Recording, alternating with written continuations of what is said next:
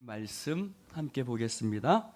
로마서 1장 2절부터 4절까지.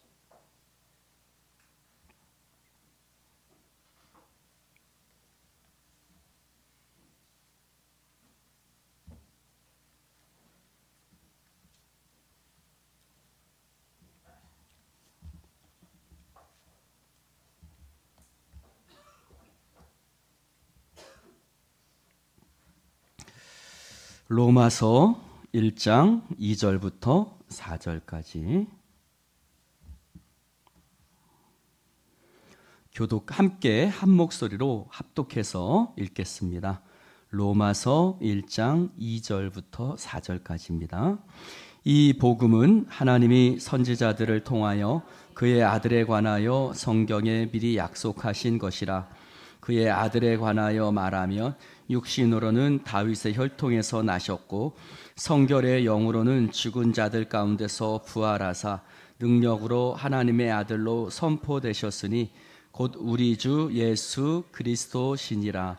아멘. 사탄이 한 도시를 장악하게 되면 어떤 일이 일어날까?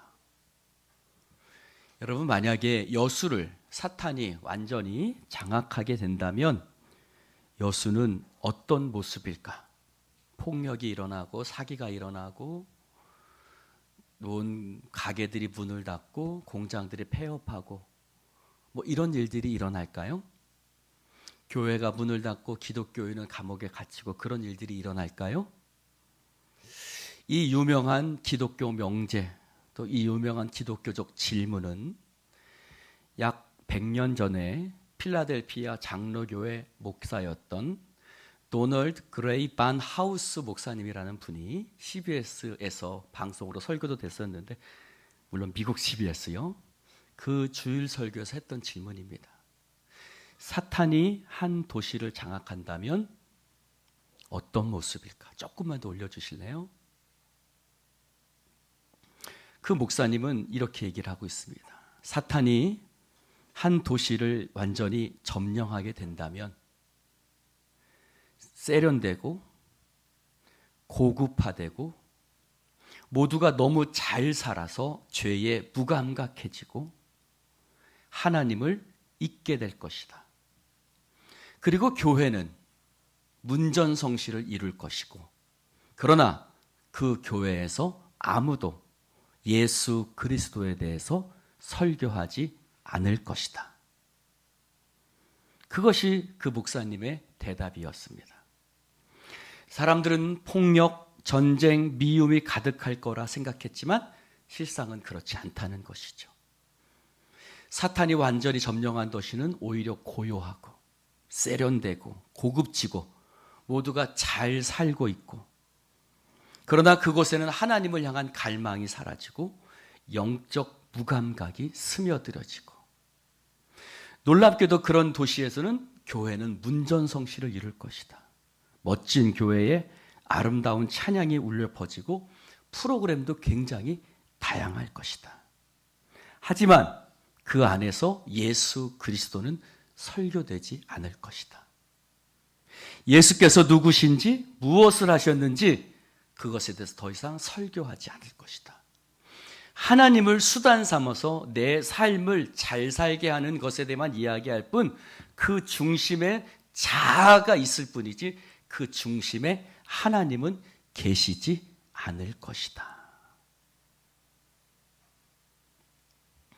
사랑하는 성도 여러분, 사도 바울이 예수 그리스도의 종으로서 자신을 소개하고 있습니다. 그리고 그는 사도로 부르심을 받아 하나님의 복음을 위해서 택정함을 입었다 그랬어요. 그는 자신이 복음을 위해서 부르심 받고 택정함을 입었다고 얘기를 하고 있어요. 그럼 복음이 무엇이냐? 자, 한번 저를 봅시다. 복음이 무엇일까요? 우리는 복음이 무엇인지 잘 모를 때가 좀 너무나 많습니다. 복음 이야기는 많이 하는데 과연 복음이 무엇인지, 그 딸의 이름을 복음이라고 얘기도 하지만 과연 복음이 무엇인지 우리는 제대로 알고 있는가? 오늘 말씀해 보니까 복음은 그의 아들에 관한 것이다. 복음은 무엇이 아니라 누구입니다. 즉 복음은 예수 그리스도입니다. 복음은 어떤 개념이 아니에요. 복음은 개념이 아니라 바로 그분 예수 그리스도에 관한 것이 바로 복음입니다. 복음은요, 나에 대한 것이 아니에요. 우리의 꿈, 우리의 희망에 관한 것이 복음이 아니에요. 복음은 그분의 아들, 하나님의 아들 예수 그리스도에 관한 것이 복음입니다. 복음은 우리의 꿈, 희망에 대한 메시지가 아니에요. 그것을 이해하셔야 돼요. 우리는 복음을 내 어떤 소망과 꿈과 희망으로 연결하지만 복음은 우리에 대한 것이 아니라 사람이신 예수, 아니 하나님의 아들이지만 사람이 되신 예수 그리스도 그분에 대한 것인 줄로 믿습니다. 우리는 그분 안에서 우리의 꿈이 새로워지고 우리의 소망이 새로워지고 우리의 삶이 새로워지고 우리의 인생이 새 포도주가 되어 새로운 길을 향해 나아가게 되는 줄로 믿습니다. 할렐루야. 복음은 우리의 소유가 아니에요. 복음은 바울에게서 비롯되지도 않았어요. 그는 복음은 하나님의 복음이라고 얘기를 하고 있어요. 즉 복음은 하나님으로부터 나오는 거예요. 여러분, 우리에게서 무슨 선한 것이 나올 수 있습니까? 자신에게서 선한 것이 나올 수 있어요? 여러분, 결혼하면 선하다고 생각, 좋고 행복할 거라고 생각하지만 막상 결혼한 사람들 얘기해 들어보면 어때요? 그 반대 이야기들을 많이 하잖아요. 우리나라가 이혼율이 세계 최고라고 합니다. 여러분, 사람에게선 복음이 나올 수가 없어요.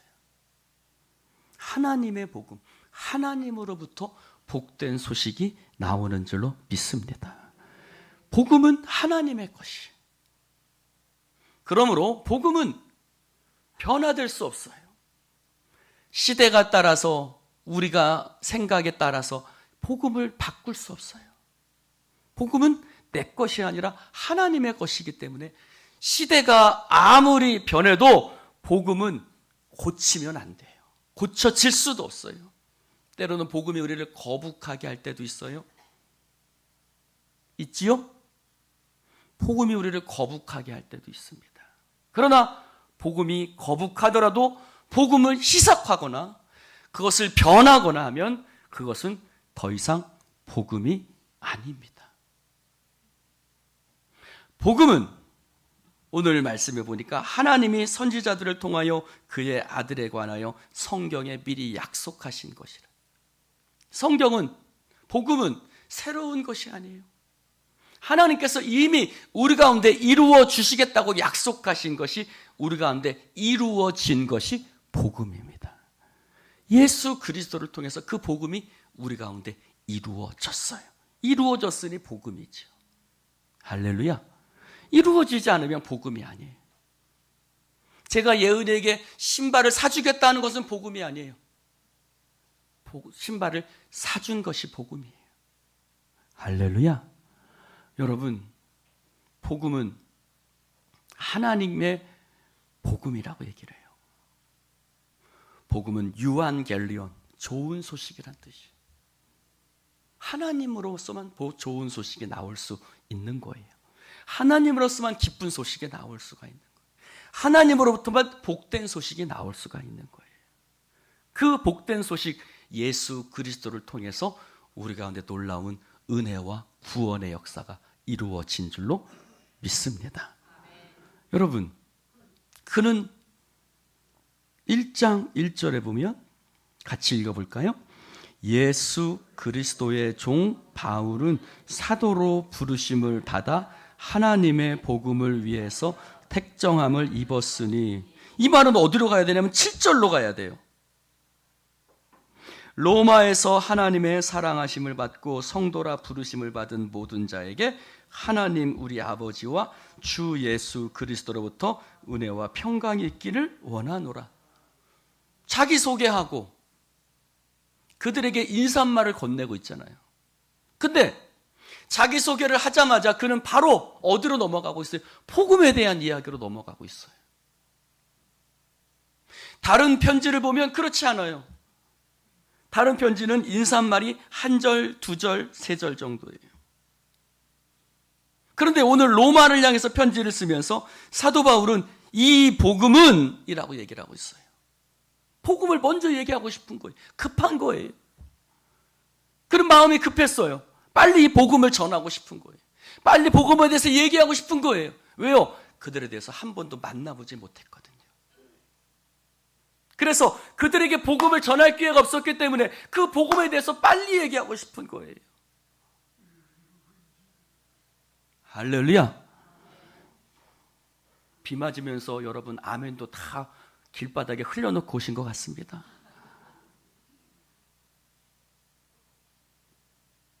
복음을 빨리 얘기하고 싶은 거예요. 그래서 7절로 넘어가야 되는 그 얘기에 2절, 3절, 4절, 5절, 6절에서 그런 복음에 대해서 이야기를 하고 있어요. 그럼 복음은 무엇이냐? 하나님이 선지자들을 통하여 그의 아들에 관하여 성경에 미리 약속하신 것이다. 복음의 배경 속에 누가 있느냐? 하나님이 계신다는 거예요. 할렐루야. 죄인들을 위해서 이 땅에 그의 아들을 보내주신 하나님이 복음의 배경이에요. 할렐루야. 하나님이 세상을 이처럼 사랑하사 독생자를 주셨으니. 할렐루야. 하나님이 복음의 배경이에요. 복음의 배경에는 바울이 있지도 않아요. 뭐 솔로몬이 있는 것도 아니에요. 복음의 배경 속에는 하나님이 계세요. 그래서 우리가 아직 죄인 되었을 때에 그리스도께서 우리를 위해서 죽으심으로 하나님께서 우리에 대한 자기의 사랑을 확실히 보여주셨다. 할렐루야. 아따 아멘들 좀 하시오. 오늘 비 오는 날은 더 아멘이 듣고 싶소. 왜요? 비 오는 날은 조금 분위기가 조금 가라앉거든. 여러분 아멘 하면 목회자가 더 힘이 나요. 할렐루야. 요때만 한번 하고 또 안 하려고 하죠. 참 짜요 짜. 복음의 배경에는 하나님이 계시다는 거예요. 하나님이 세상을 이처럼 사랑하셨고 그래서 예수를 우리 가운데 보내주셨고 그것이 미리 선지자들을 통해서 성경에 미리 약속하신 우연이 아니에요. 우리 만남은 우연이 아니에요. 예수님의 오심도 우연이 아니에요. 하나님이 미리 작정하셨어요. 여러분, 우리는 자식들에 대해서 작정해요. 어떤 작정하죠? 저놈을 교육시켜서 커서 잘 해봐야겠다. 내가 좀 돈을 모아놔서 저놈 나중에 집 한 채라도 줘야지. 저놈 지금 좀 저놈 저거 부족한 것 같은데 내가 좀 어떻게 좀 뭐 해줘야 되지 않을까? 하고 우리는 작정을 합니다. 그렇죠? 아따 그래요 안 그래요? 작정을 해요. 하나님도 우리에게 대해서 작정을 하신 거예요. 예수 그리스도를 우리를 위해서 보내주시기로 작정하시고 약속하셨다. 그게 복음이에요. 궁율에 풍성하신 하나님이 우리를 사랑하시면 그 큰 사랑을 인하여 허물로 죽은 우리를 그리스도와 함께 살리셨고 너희는 은혜로 구원받았다. 이것이 성경의 선포예요. 하나님이 우리를 불쌍히 여기셨어요. 우리를 불쌍히 여기시는데 너무너무 궁율이 풍성하시다는 거예요. 너무너무 불쌍히 여기셔서 그 아들을 우리를 위해서 보내주신 것이 복음이에요. 여러분, 복음의 배경에는 하나님이 계시다는 것은 이것은 약속된 사건이라는 거예요. 메시아에 대한 예언은 성경과 함께 시작돼요. 창세기 3장에 여자의 후손은 뱀의 후손의 머리를 상하게 할 것이다. 뱀의 후손은 여자의 후손의 발 뒤꿈치를 상하게 할 것이다. 가죽옷을 아담과 하와를 위해서 해 입히셨어요. 성경이 시작함과 동시에 복음이 시작되고 있어요. 성경이 시작되면서 동시에 하나님의 사랑이 우리를 향해서 드러나기 시작했다는 거예요. 할렐루야. 아따 좀 하래니까 안따 정말 안 하네. 여러분, 성경은 여러 가지 방법으로 우리가 선지서를 봤잖아요. 수요 예배 때. 정말 우리가 알지 못했던 곳곳 속에 메시아가 올 것이다, 그가 올 것이다, 그분이 올 것이다 라고 얼마나 많은 예언들이 있는지 몰라요. 그래서 때가 참에 하나님의 아들이 이 땅에 오신 거예요. 로마서 1장 3장 16장에 비밀이란 단어가 나와요. 복음은 비밀이에요. 비밀. 복음은 비밀이었다는 거예요. 숨겨진 사고다는 거예요. 보이는 자만, 믿음이 있는 자에게만 보여지고 성경에 이미 기록되어졌지만 그것은 숨겨져 있었어요. 그 말은 무엇이냐? 복음의 기원은 하나님으로부터 올라간 건데, 여러분, 그분은 뭐라고 그래요? 그의 아들에 관하여 말하면 육신으로는 하나님의 아들이 복음인데, 그의 아들, 하나님의 아들이 복음인데 그의 아들이 육신으로 오셨어요. 할렐루야. 육신으로 오셨다는 거예요. 육신으로요. 예수 그리스도가 육신이 되셨다는 거예요. 하나님의 아들이 육신이 되셨다는 거예요. 하나님의 아들이 사람이 되셨다는 거예요. 이게 복음이에요. 2000년 전 팔레스타인의 한 마을에서 요셉과 마리아의 아들로 이 땅에 태어나셨다. 단순히 남자와 여자 사이에 태어나신 것이 아니라 그분에게는 다윗의 혈통에서 나셨다. 단순히 요셉의 아들로 나오신 것이 아니라 다윗을 통해서 내가 이 땅에 메시아를 보내주겠다고 하나님의 약속하신 그 약속이 우리 가운데 육신으로 예수 그리스도를 통해서 드러난 줄로 믿습니다. 그래서 마태복음은 뭐라고 시작해요? 아브라함과 다윗의 자손 예수 그리스도의 계보라. 왜요? 여기서는 다윗의 혈통만 얘기했지만 아브라함과 다윗, 바로 하나님께서 약속하신, 아브라함에게 약속하셨고 너를 통하여 만민이 복을 받을 것이라 하나님께서 아브라함에게 약속하셨죠. 그 너가 누구예요? 바로 예수예요. 믿는 자들이에요. 다윗을 통해서 하나님께서 약속하셨어요. 근데 그분이 하나님의 아들이 되셨어요. 이 말은 뭘까요? 내려오셨다는 거예요. 여러분, 휘장도 아래에서 위로 찢어졌을까요? 위에서 아래로 찢어졌을까요? 위에서 아래로요. 여러분, 야곱의 계단은 위에서 아래일까요? 아래에서 위일까요? 위에서 아래입니다.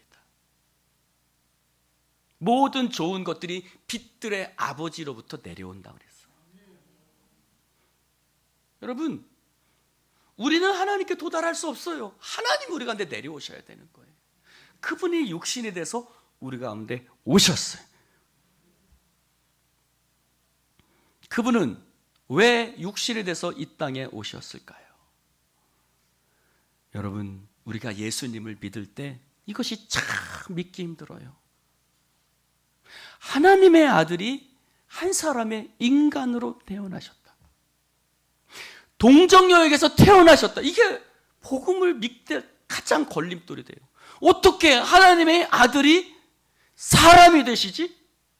어떻게 하나님의 아들이 밥볶이 먹지? 어떻게 하나님의 아들이 화장실에 가지? 어떻게 하나님의 아들이 기저귀를 찾지? 어떻게 하나님의 아들이 목수일을 하지? 어떻게 하나님의 아들이 식사를 하고, 어떻게 하나님의 아들이 피곤을 느끼고, 어떻게 하나님의 아들이 잠을 자고, 어떻게 하나님의 아들이 십자가에 못 박혀 죽으실 수 있지? 그런데 구원은요, 바로 이 믿음에서부터 시작되는 거예요.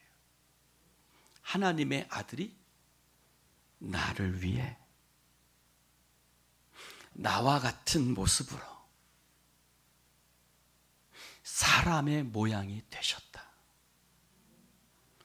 빌립보서는 뭐라고 그래요? 자기를 낮추사.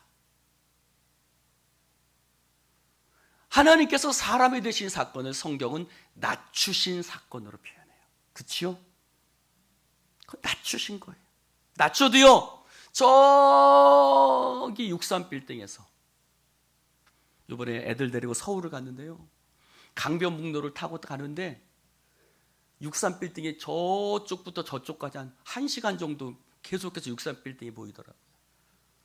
근데요, 63빌딩에서 내려오는 떨어지는 것보다, 아니 요즘은 더 높은 빌딩이 생겼죠? 어떤 빌딩이죠? 롯데. 다 잘하시네요. 여수에 사셔도요. 롯데 그 월드라고 해야 되나요? 그 롯데 빌딩에서 떨어지는 것보다 더 하나님의 아들이 사람이 되신 사건은 더 놀라우신 사건이에요. 옛날에 우리 여동생 별명이 있었어요. 옥덜매. 옥상에서 떨어진 하나님의 아들이 스스로 떨어지셨어요. 하나님의 아들이 나를 사랑하셔서 떨어지셨어요. 그게 복음이에요, 여러분. 복음은요, 하나님의 아들이 육신이 되신 사건이에요.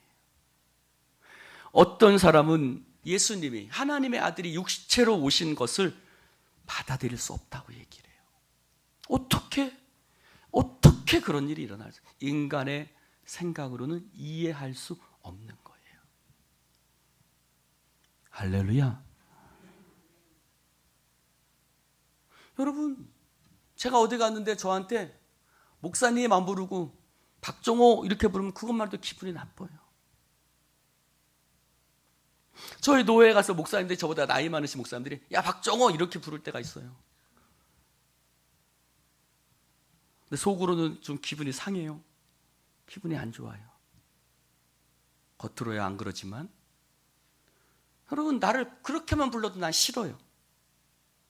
왠지 얹잖아요. 근데 하나님의 아들이 육신이 오셨다는 거예요. 우리는 이것을 받아들일 수 없는 거죠. 그러나 이것을 받아들이지 않으면 우리의 구원은 반쪽이 되는 거예요. 하나님은 사람이 되셨고 성결의 영으로는 하나님의 아들이신 줄로 믿습니다.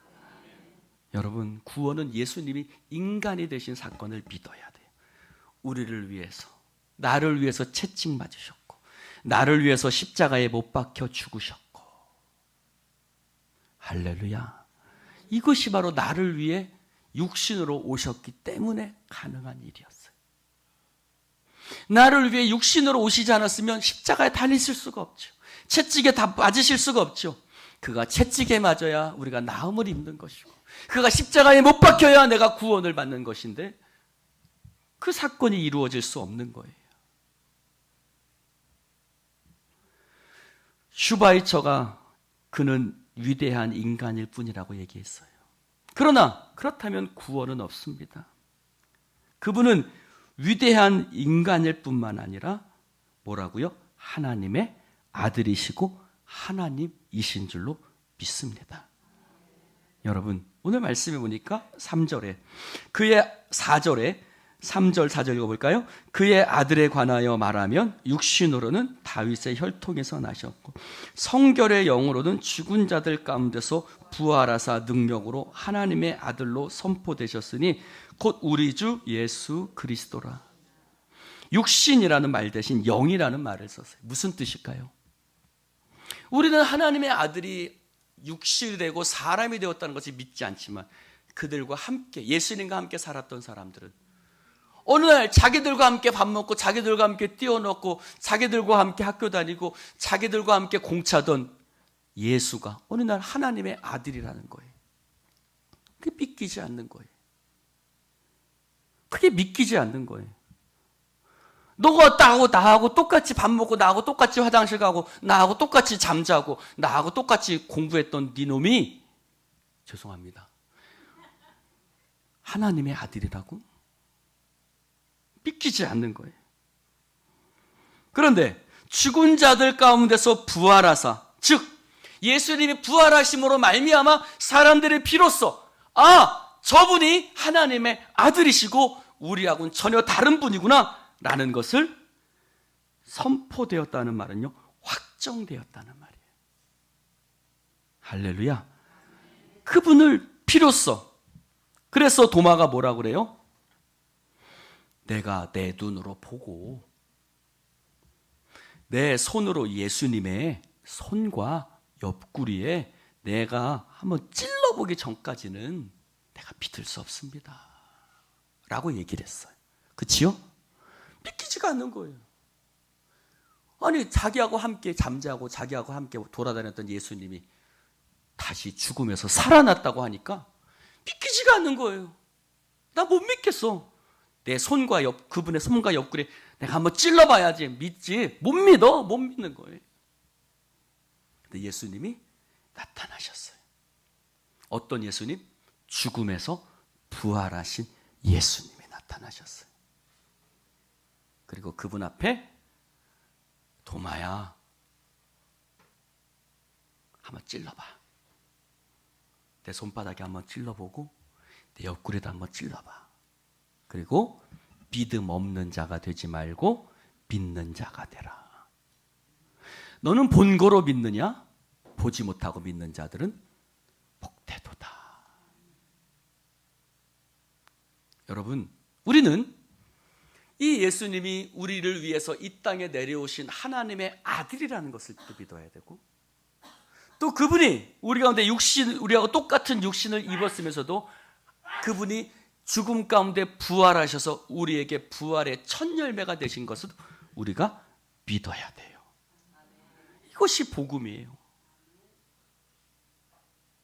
우리가 이것을 믿지 못하면 예수님은 우리의 구원자가 될 수 없는 거예요. 사랑하는 성도 여러분, 오늘 교회의 심각한 위기는 복음이 분명하지 않다는 데 있어요. 복음이 힘이에요. 많은 사람들이 예수를 믿는데 복음이 힘이에요. 여러분, 우리의 신앙의 실패는 바로 복음을 제대로 알지 못하는 것에, 복음을 제대로 믿지 못하는 것에 있어요. 여러분, 복음을 소유하는 자 되시기를 주님의 이름으로 축원을 드립니다. 이것을 어떻게 깨달을 수 있을까요? 그는 14절에 이렇게 얘기를 해요. 헬라인이나 야만이나 지혜 있는 자나 어리석은 자에게 다 내가 빚진 자라. 그에게는 복음이 있었고 그 복음이 그한테 들어올 때 그는 곧바로 빚진 자의 심정으로 복음을 전하기 시작했어요. 이번에 학생들하고 수련회를 갔는데 조금 다른 수련회를 했어요. 보통 어느 장소를 정해놓고 그곳에서 1박 2일, 2박 3일 동안 머물면서 이렇게 수련회를 하는데, 이번에는 저기 첫 번째 간 교회가 무슨 교회였지? 제암리교회. 제암리교회 아시죠? 교회에다가 성도들을 다 모아놓고 문 밖에서 대못질을 한 후에 불을 지른 교회. 그리고 순교자 기념관에 갔어요. 그리고 둘째 날에는 양화진을 갔어요. 양화진에 갔는데 여러 선교사님에 대한 이야기를 많이 들었는데, 그 중에서 우리나라 이름 배위량이라는 선교사님에 대해서 소개를 받는데 너무 가슴이 아팠어요. 이번에 영어 이름은 베어드예요. 윌리엄 베어드. 그 아내의 이름은 애니 베어드예요. 우리나라 이름으로는 안엘이에요. 그분이 지은 찬송이 멀리 멀리 갔더니, 387장 멀리 멀리 갔더니, 저는 이 찬양이 그런 의미가 있는지 처음 알았어요. 이 배위량 선교사는 1890년 12월 18일 결혼식을 올립니다. 그리고 그 결혼식 올린 날 오후에 한국, 그 당시 조선으로 향하는 배를 탑니다. 결혼식 마친 날, 결혼식 날 오후에 배를 타고 조선으로 1891년 1월 29일 약 2달 넘게 긴 항해를 마치고 조선에 도착합니다. 그리고 1891년 9월에 부산에 선교 본부를 꾸립니다. 그래서 그곳에서 개척된 교회가 부산진교회와 부산초량교회예요. 그게 부산의 최초의 교회예요. 굉장히 힘들고 외로웠어요.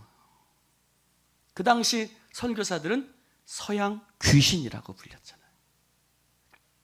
서양 귀신이라고 불린 그들은 큰 외로움이었지만, 그런데 하나님께서 그들에게 선물로 주셨는데 1892년 7월에 딸 낸시가 태어났어요. 딸이 태어났어요. 얼마나 큰 위로를 받았는지 몰라요. 이 베어드 선교사는 딸과 아내를 남겨두고 선교 활동을 다녔습니다. 집에를 돌아올 수 없죠. 그때야 지금이야 기차 타고 잠깐 왔다 갈 수 있지만 그때는 그럴 수가 없잖아요. 그래서 1년 7개월 동안 아내와 딸을 남겨두고 선교를 다니는데 밀양, 경주, 울산, 대구, 상주, 안동 순회 전도 여행을 다니며 복음 전하고 교회를 개척했습니다. 근데 1894년 5월 7일 날 전 편지가 옵니다. 딸이 아프다는 거예요. 그 낸시가 아프다는, 그분의 편지나 책 이런 것도 일기가 책으로 출간됐는데 그 책에 보면 이렇게 나와 있습니다. 우리가 막 저녁 식사를 끝내고 환자 몇 사람 보고 있을 때 집에서 편지가 왔다. 딸이 아프다는 소식이었다. 근데 이 편지를 여행 중 나에게 전달하지 못해서 찾아 헤매다가 들고 온 것이었다. 편지는 그날 아침에 발작이 있었고 즉시 집으로 돌아오라는 것이었다. 내 심장이 멈추는 것 같았다. 나는 몇 가지를 지시하고 즉시 옷 입을 향해 다해 집으로 향했다. 허공을 허우적거리는 것 같았고 수십 톤에 해당하는 무거운 짐을 끌고 가는 것 같았다. 하염없이 눈물이 북받쳐 올랐다. 주일 아침 낸시는 하나님의 자녀이며 우리의 바람은 하나님의 뜻이 이루어지는 것이라고 하나님 앞에 기도하며 하나님께 딸을 위탁했다. 정오쯤 하나님께서 낸시를 데려가시는 것이 분명히 보였다. 깊은 물속을 헤쳐나가 본 사람 말고는 누가 그때의 슬픔과 아픔을 알 수 있을까? 나는 하나님께서 로지를 데려갈 권리가 있으며 나는 로지를 데리고 있을 자격이 전혀 없다고 하루 종일 고백하려고 애썼다. 계속해서 짧은 기간 동안이라도 나에게 맡겨주신 것에 대해서 하나님께 감사했다. 그러나 내 마음은 무거웠다. 5월 13일 저녁 딸이 자는 시간인 8시경에 하나님께서 그를 데려가셨다. 그는 편안히 잠들었다. 아버지, 저는 불평하지 않습니다. 나는 처음부터 나의 아이가 당신의 것임을 알았습니다. 하지만 오랫동안 저희에게 맡겨두셨기 때문에 저는 그를 저의 것으로 생각했었습니다. 당신은 우리에게 가장 아름답고 귀한 것을 데려가셨습니다. 저는 이 땅에서 울고 있지만 그는 가장 사랑스러운 목소리로 천국에서 노래할 것입니다. 1894년 5월 낸시는 그렇게 세상을 떠났습니다. 미국이라면 충분히 치료받을 수 있는 뇌의 수막염이 죽음의 원인이었습니다. 견딜 수 없는 아픔. 그 슬픔 중에서도 남편 베어드 선교사는 다시 선교 여행을 향해서 북쪽을 향해서 떠나갑니다. 베어드 부인 애니 베어드가 혼자 집에 남아 있었어요. 고국을 떠나서 복음 때문에 멀리 조선에 왔고, 남편은 지금 순회 전도하러 가 있고, 딸은 먼저 천국에 갔습니다. 그때 지은 찬송이 바로 이 찬송입니다. 우리 한번 불러볼까요?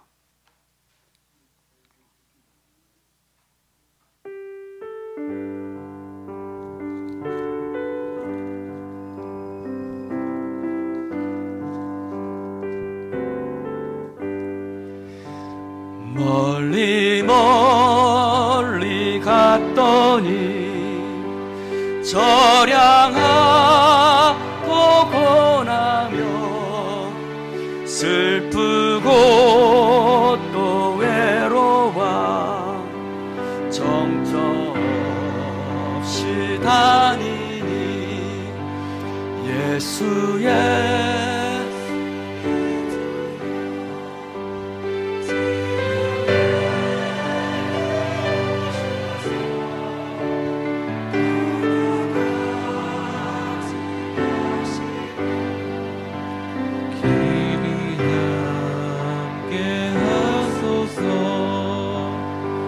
예수 예수 내 주여 마음 아파올 때에 눈물 씻어 주시고 나를 위로하소서 예수 예수 내 주여 지금 내게 오셔서 떠나가지 마시고 길이 함께 하소서 다니다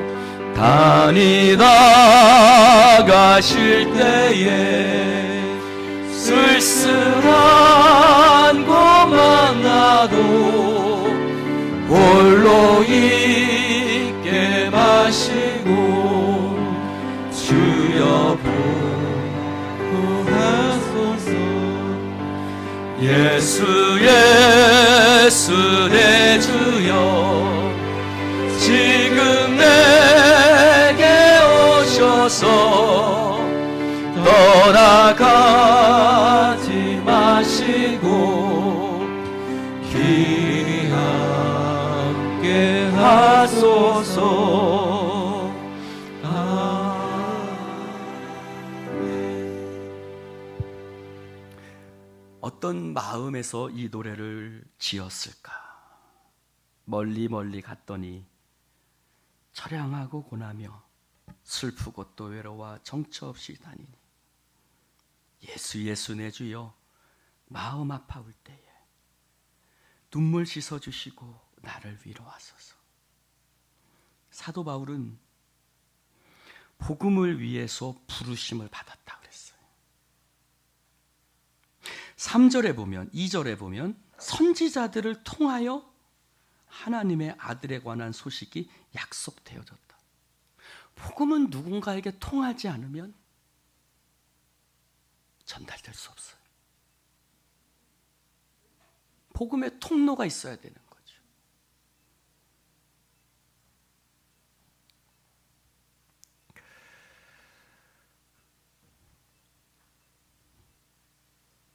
그럼에도 불구하고 베어드 선교사 부부는 주님 손에 붙들린 복음 전도사로서 살아갑니다.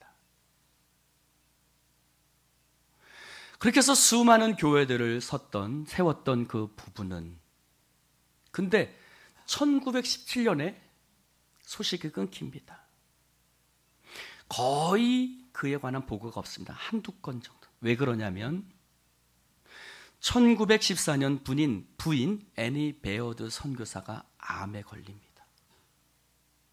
그리고 미국으로 갔다가 더 이상 치료가 힘들다는 얘기를 듣고 다시 조선 땅으로 돌아옵니다. 한국 땅에 조선 땅에 묻히기 위해서.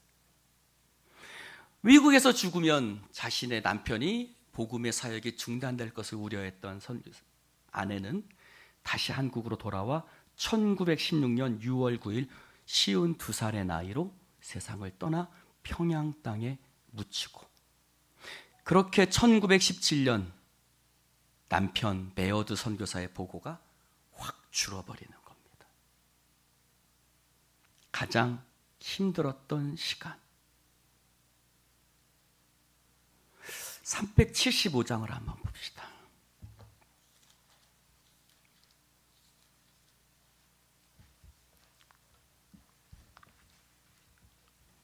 375장에도 보면 누가 작사자로 나와 있냐면 배위량 부인 애니 베어드가 작사자입니다. 그는 가장 힘들 때 그 찬송과 더불어 이 찬송을 부릅니다. 나는 갈 길 모르니 주여 인도하소서. 어디 가야 좋을지 나를 인도하소서. 이 찬송은 1895년도에 지어졌다고 합니다. 아이같이 어리니 나를 도와주소서. 힘도 없고 약하니 나를 도와주소서.